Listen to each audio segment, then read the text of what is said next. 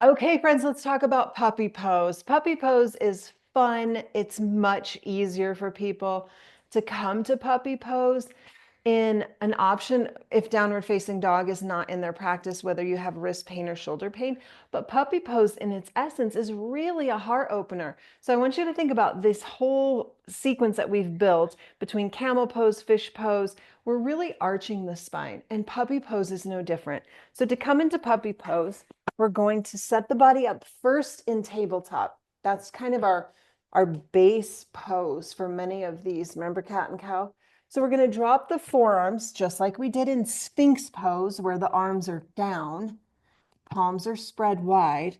And now for puppy pose, I'm going to melt the heart towards the mat, drop the chin towards the mat, and lift the tail.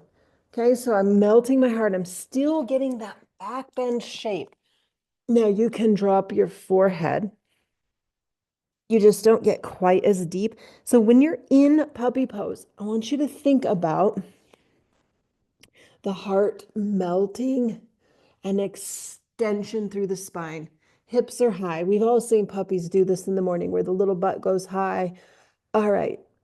If you have shoulder pain, come up, take a break. Sometimes it can put a little pressure on the front of the shoulders. So let's try it again. We start in tabletop.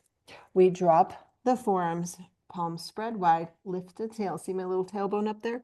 And now I'm going to pull the heart towards the mat as I bring my chin towards the mat. My hips are not coming back like child's pose. They're staying high. Here's puppy pose.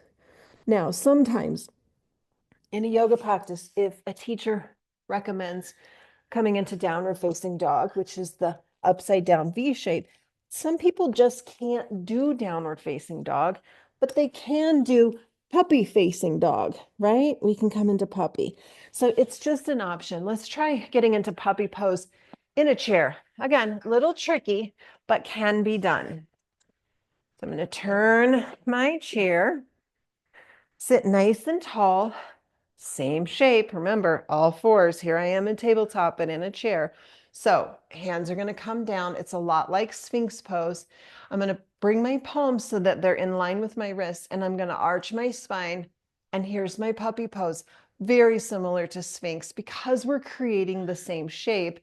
And in Sphinx pose on the ground, our legs are long and we're pulling back. But in puppy dog pose, similar, but the elbows aren't pulling quite as far back. We're letting more of the forearms rest on the legs, and we're pushing the heart forward. So Sphinx is here, puppy is here, and then we lift the chin, pull the heart through. That is puppy pose. It's a great option if downward facing is not in your practice, or you simply really want to get that back bend in a passive way. It's a great pose.